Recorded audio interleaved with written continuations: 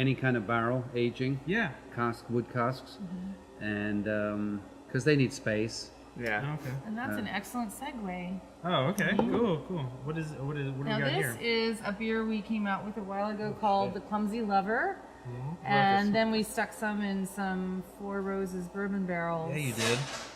Yeah, I can smell it. Whoa. Yeah, and it got a little stronger because it evaporates in there. It's just so fragrant. interesting because you can definitely smell it. That's Yeah. nice though. Yeah. Good work, guys. Yeah, it's gorgeous. I like Smells bringing that amazing. beer out because we are capable of doing those other beers when we put our mind to it. Yeah, Mhm. for sure. But we're cheapskates. Like we're on a budget, so we have to wait until kind people donate barrels to us, and then Oh, we okay. stick beer in there. So we're to Sure. 3 Hey. so far. This is cool. You gotta go with though. the hookups. Yeah. So we have another beer in those same barrels that's going to come out in the next week or two, which was the another beer we did a strong Imperial Oatmeal Stout called Keep Your Thunder in a Jar. And that one's aging in the same barrels plus one new barrel of Buffalo Trace. Oh wow. Okay. So we'll actually blend those because the Four Roses barrels have had 3 or 4 turns by now. So Okay. Very cool. Do you guys how often do you turn out like different kinds of beers? Like Oh, we can't Every- keep track of that. Really? That's is it every I like love weekly Joe. basis? Thank God. Well, every time I go back there, I mean, literally, I own this place, but I have to go back there and look at the brew sheets and go, what the hell are they brewing now? And like, what? A Viking beer? What's going on here? Yeah. So you'd think that we would sit down and plan and strategize, but it doesn't work that way. Just I think popping Joe out new Joe's things. his own guy and he knows what he wants to brew. That's so. cool though. I mean, like anytime you can come here weekly and get something new that you didn't have. Yeah. Yeah, that's not how it used to be. Our original brewer was very much more about stability and knowing the plan, and so he had 4 basic beers, and then we rotated a few, 2 or 3 other beers. Okay. Joe works in a completely different way. He's completely comfortable just brewing up a whole big batch of something brand new that he's never tested before. He has confidence in his skills, and he's proven that that he hasn't done a bad one, a clunker yet, as we say. So, and it adds so much excitement to the tasting room. People really, at first I was worried, like, oh, what are people going to do when they come in and that beer that they're used to isn't on tap. And maybe I was feeling a little worried about it too, but it's way more fun just to have new stuff on all the time. Cool. So you mentioned Joe. That's your brewer. That's Yes, Josiah Blomquist. He's the one that goes through the whole process of making it. Whatever you guys come up with or whatever he comes up with comes out. I defer to him. I do not get involved. I really feel like all of my employees are artists in a way. My taproom manager, my brewer. It's all artistry as far as I'm concerned, and I do not like to tell artists what to do. I mean, they are here because they're artists, I bet they and who appreciate wants that. to be meddled Yeah. with? That's Nobody. So I think that they thrive more when they can do what they want. I mean, obviously everyone knows the game plan here. They know what it is that we're doing. He's not going to come in and make a Belgian or a sour without discussing it. Yeah. I mean, that would be very far off the rails for us. Okay. But he sticks mostly in the plan. I like that. I'm curious to know That's really cool. is the process of when he makes it.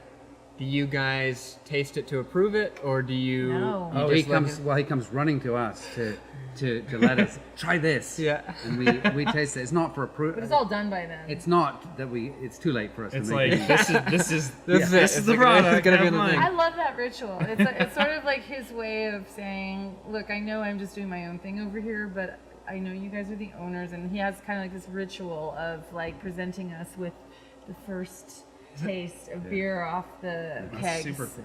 And it's, That- yeah, it's that's nice. awesome. Yeah. I mean, do you guys know of any other breweries that even do that? Like let their brewer just do what they want, and Well, then it would be sort of like your Victor Novaks, your highly decorated master brewers. okay. Yeah. They're I mean, that's- heavily meddled.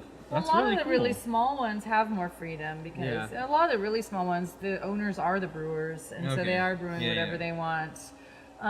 But I mean, it's not a great way to make money because obviously you make money by making big batches of the same beer over and over again, so that you can save money on labels and packaging and all that stuff. So, on the other hand, tasting room dollars are much higher than distribution dollars. So if we can do beers for the tasting room that get everyone excited, Very cool. You know, we make money that way. So Cool. Yeah. Do you guys think about maybe canning or bottling? yeah, every day, every minute of every day. Is that what's that kind of process, just thinking about that? We were bottling, and then we switched brewers, and then we started making more beers, and we got really popular, and we didn't have the equipment that you see back there, and we couldn't make that much beer, and we almost ran out of beer one week. And I was sweating bullets. I was thinking of Running out going to a means- very dark place. Getting to an embarrassingly low number of literally having to close. out altogether. Yeah, I was actually,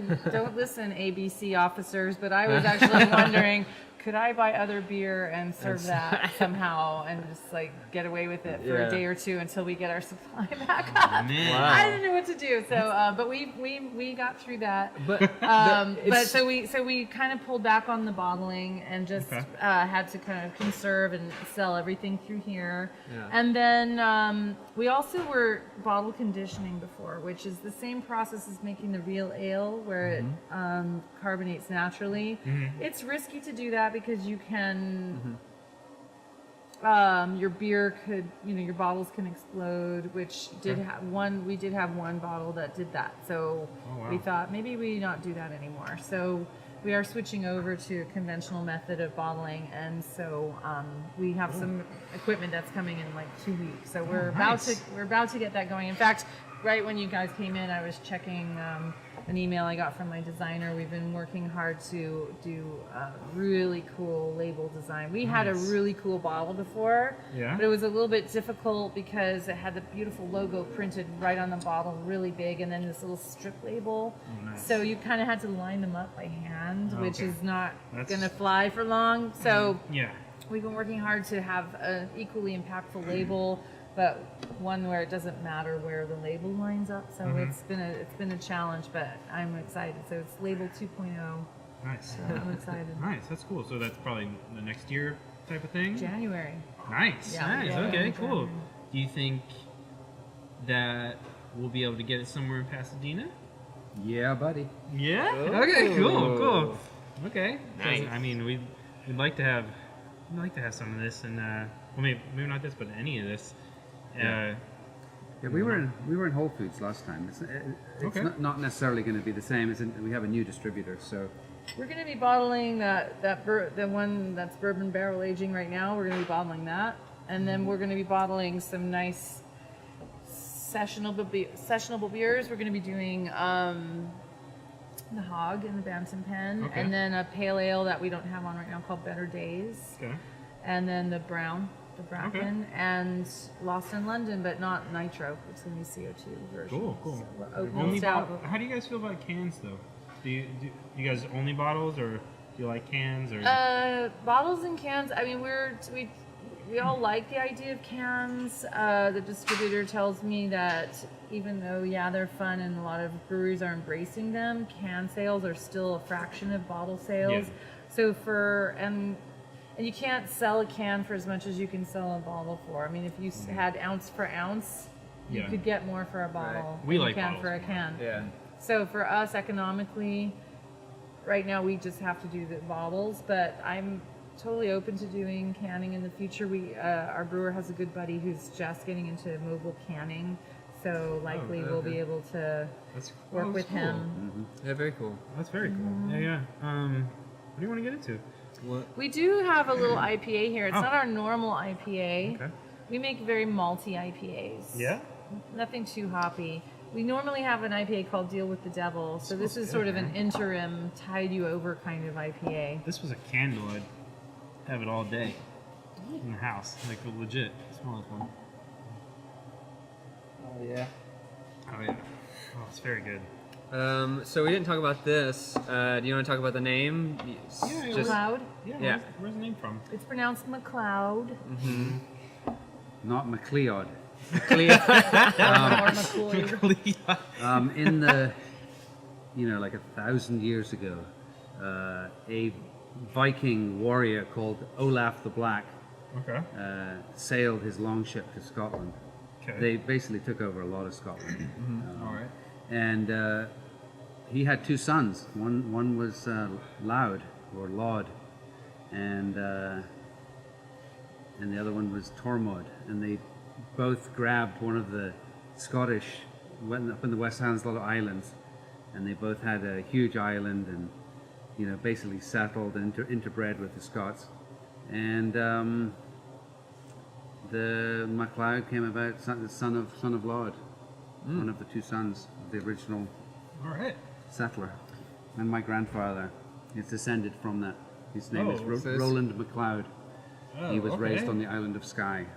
Yes, so this is your family's name. Yeah, he That's had dope. 2 daughters, one being my mother. So the name was destined to that line was going to discontinue. So Right. in a small way, we've kept it going. Yeah, for sure. That's cool. Dope, A man. big way, actually. Yeah. And do you know that? Viking beer. So we just made a Viking beer, and we're calling it Son of Laud. Yeah.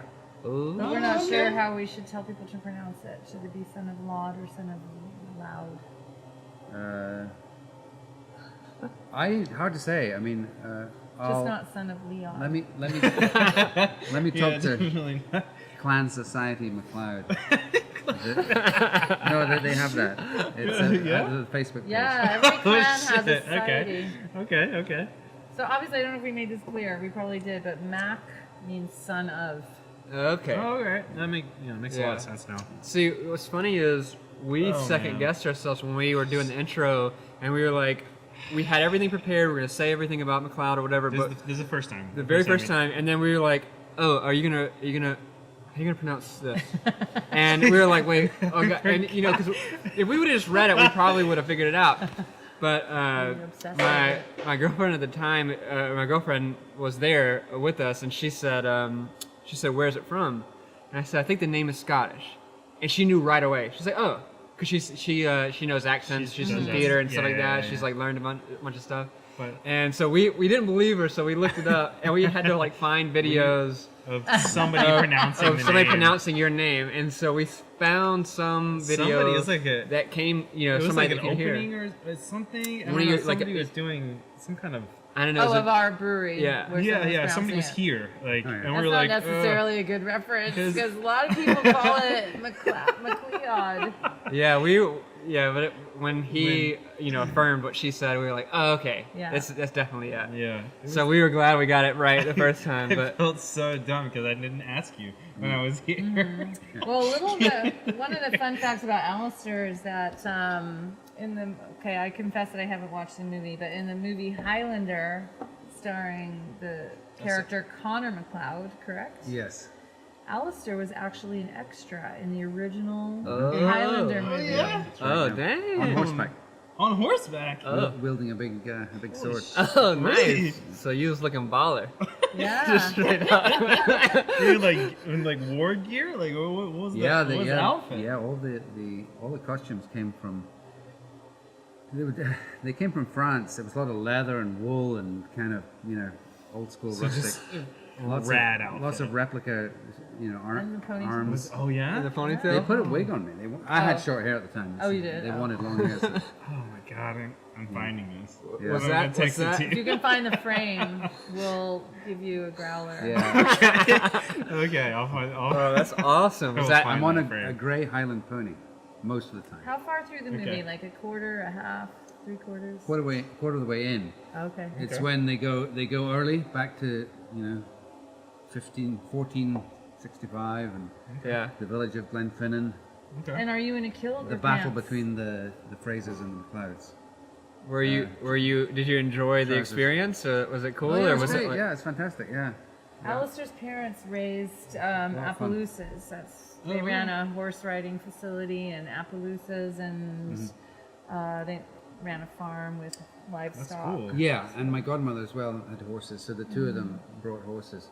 And one of the interesting things was that the director of the movie felt like the extras, a lot of them were Hell's Angels from Glasgow, who all rode their motorcycles up there. They had the look going on, Yeah, the yeah. beards and the Yeah. long hair and everything. So, but they felt like somehow that the weather was kind of miserable. It was raining and stuff, which was good. I mean, and they made a lot of that artificial mist and stuff. Yeah, yeah. Right. But the